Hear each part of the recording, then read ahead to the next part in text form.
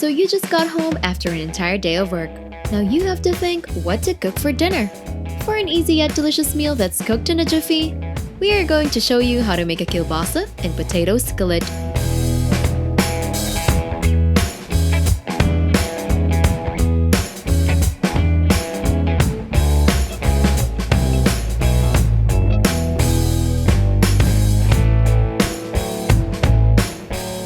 To start off, take out your skillet and add the olive oil and kielbasa.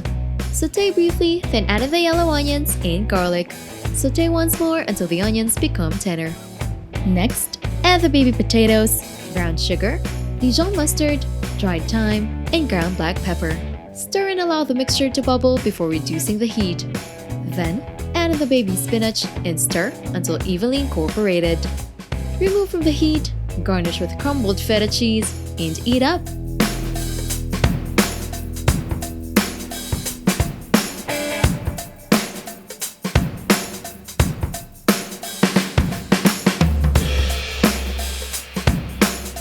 Don't forget to hit like, subscribe, and turn on that notification bell to catch more easy and tasty dishes to try at home.